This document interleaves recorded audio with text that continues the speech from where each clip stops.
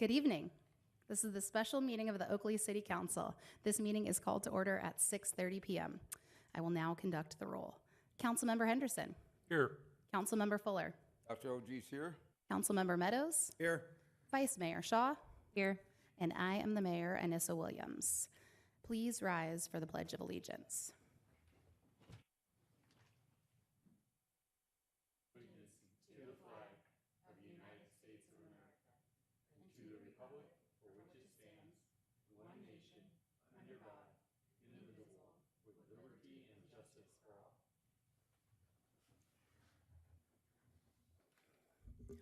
All right, we are now moving on to item 3, public comments. At this time, the public is permitted to address the Oakley City Council on non-agendized items. We did not receive any public comments. I do not see any blue speaker cards, but if any member of the audience wishes to submit public comment, please feel free to do so now. All right, seeing no interest in public comment, we will now move on to the regular calendar, and I will turn it over to our attorney, Mr. Derek Cole. Thank you. Members of the council, I understand there are 2 of you who are candidates in the upcoming election. And so while ultimately I cannot advise you individually, I can at least offer some comments for what they're worth. The action item tonight arguably implicates an economic interest for those of you who are running.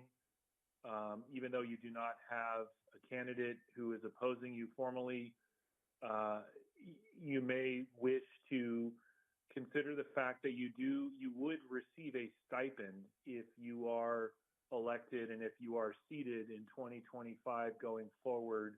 And the amount of that stipend, which we have increased to take effect for 2025, would be more than the economic interest threshold. So it would be a source of income. At least that is my interpretation. So then the question is, by taking action tonight, would you be materially affecting any interest you have? I think that's an extremely debatable question because you're not, again, you do not have any formal opposition, but I just want to put that out there that if those of you who are candidates do not wish to participate, it may be advantageous for you not to do so, to remove any question of any sort of conflict with this item. There are 3 council members who could, in my opinion, without question, participate in this action. So I just want to put that out there again. As your city attorney, I can only advise you as a council as a whole and the city as a whole. Ultimately, it's your call to make if you are the candidate, if you are the council member, but I did want to at least offer my thoughts on that matter. I'm choosing to recuse myself. I'll recuse myself. So I think in that situation, then the vice mayor can preside over the remaining items on the calendar. Okay, thank you. So we are going on to 4.1, which is to adopt a resolution accepting the city clerk's notice of facts and options available pursuant to California Election Code 10229, that there are not more candidates than offices to be elected in District 1 and District 3 for the November 5th, 2024 general municipal election in the city of Oakley, as there is 1 nominated candidate and 1 seat available in each District 1 and 3, and either appoint the nominated candidate for each District 1 and 3 or direct an election to be held in Districts 1 and 3. And I will turn this over to our city clerk, Libby Veronis. Good evening, Vice Mayor and members of City Council. The nomination period for the November 5th, 2024 general municipal election for Districts 1, 3, and 5 in Oakley closed on August 9th. 1 candidate was nominated for District 1, our current council member Aaron Meadows.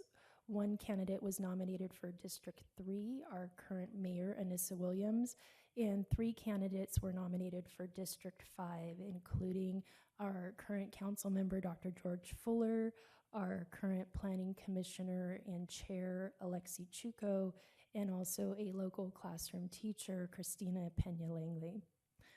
The election will be held for District 5, so this staff report addresses options available for Districts 1 and 3, where only one candidate in each district has been nominated.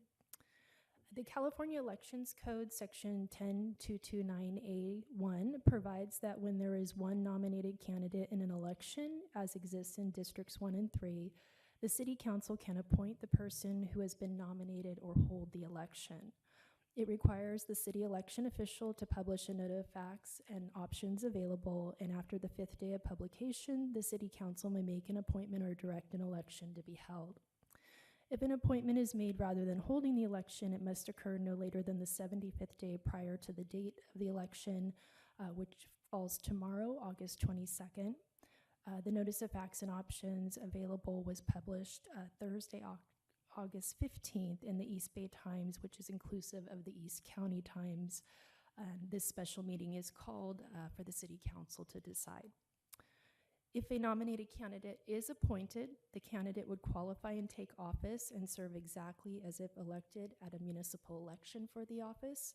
In this situation, the names of the appointed persons and candidate statements would not appear on the ballot for Districts 1 and 3, and pursuant to the Elections Code Section 10229C, no write-in candidates would be allowed. So as you may recall, during the November 8th, 2022 general municipal election for Districts 2 and 4, we had a similar situation. There were 2 candidates nominated for District 2 and only 1 candidate nominated for District 4. We had an unqualified candidate also for District 4 who decided after the nomination period closed that he wanted to be a write-in candidate. So immediately following that nomination period, we knew that we had a write-in candidate that was interested in running.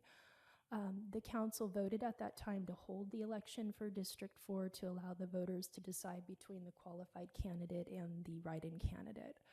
I want to make a correction to the staff report. It does indicate that the qualified candidate in that election received 1,784 votes. The staff report indicates that is 89.60%. It should be 89.65%. And the write-in candidate received 206 votes, which was 10.35%.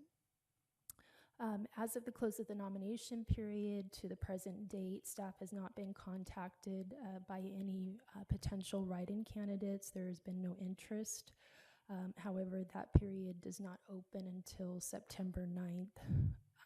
If the City Council directs an election to be held, there is an associated cost with holding the election. The estimated cost of the election is approximately $14,122 to $22,596 for District 1, and between $14,340 to $22,944 for District 3. If an election is held for Districts 1 and 3, the nominated candidate's name would appear on the ballot for each district along with their ballot designation, and the candidate's statement would appear in the voter information guide. Write-in candidates in that situation would be allowed. A person interested in being a write-in candidate must pull papers similarly to someone that's running for office during the initial nomination period. The only difference with write-in candidates is that their names will not appear on the ballot, nor will they have a ballot designation. So they submit and go through the same process as other candidates in terms of there being nomination papers that have to be pulled, qualified signatures that have to be obtained. However, they would not be filing a candidate statement or a ballot designation worksheet. And only votes cast for qualified candidate, write-in candidates are reported. Some additional information that I received today from county elections just regarding the cost of holding the election. They did clarify that regardless of the municipal district status on the ballot, that all other contests on the ballot will be made available to voters in those districts. This means that voters in Districts 1 and 3 would have access to all eligible contests on their ballots for the November 5th, 2024 general election. such as state and federal candidates and measures. And the city would be charged a setup fee for each district, which they estimated to be around $300 to $350. So with that, it concludes the staff report. In terms of our recommendation, staff recommends that the City Council consider both options and adopt resolutions to either appoint the nominated candidate for each districts 1 and 3 or direct an election to be held for each districts 1 and 3. Thank you. Okay, so we will open up to questions from the council. Councilmember Fuller? Yes, thank you, Ms. Veronis. I have two questions.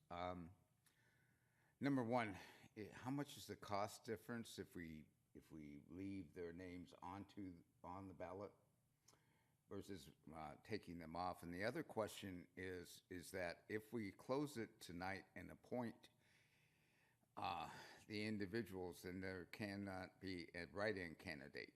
But if we do not and allow the election to go forward, then a write-in candidate can petition and be qualified. It's still within that time period.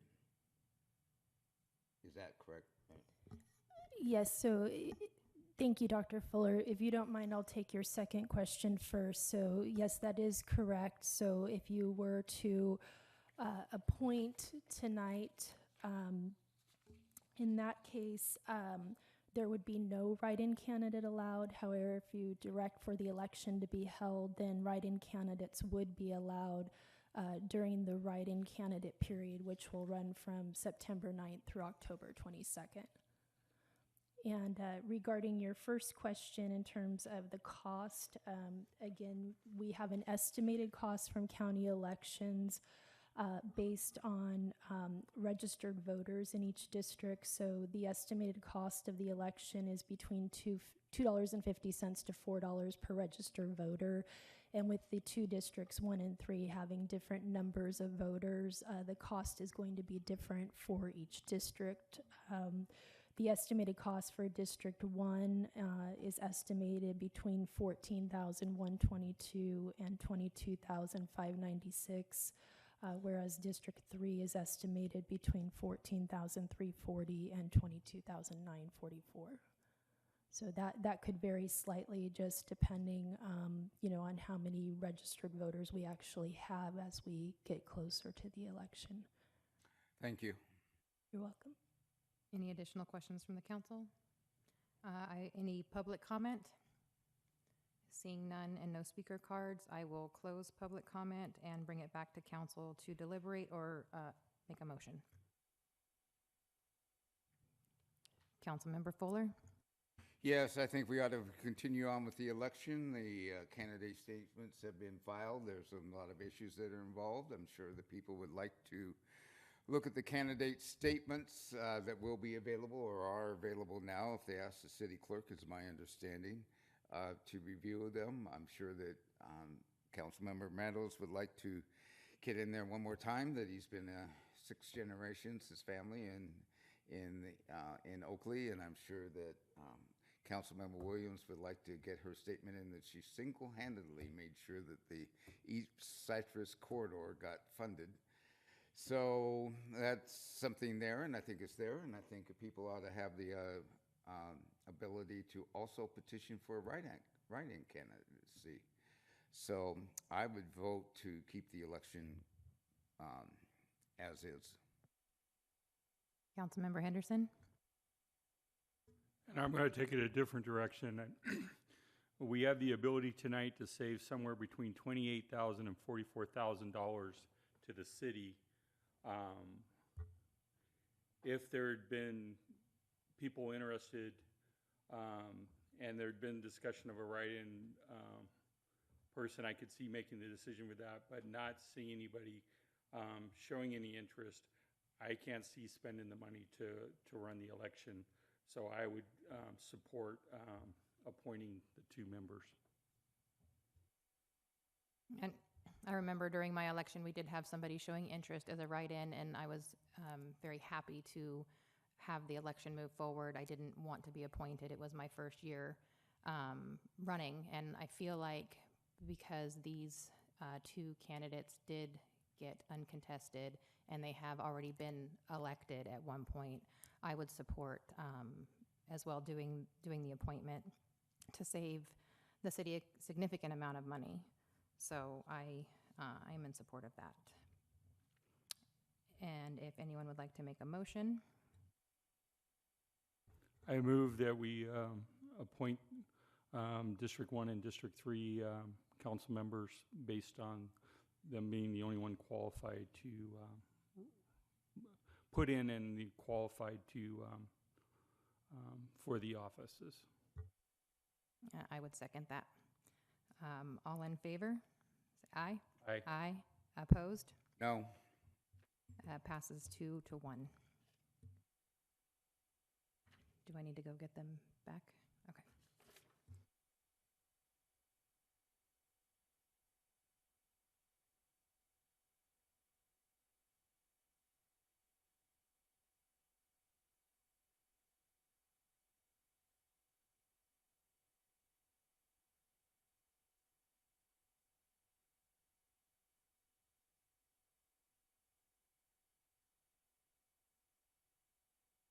All right, there being no further business, this meeting is adjourned at 6:47.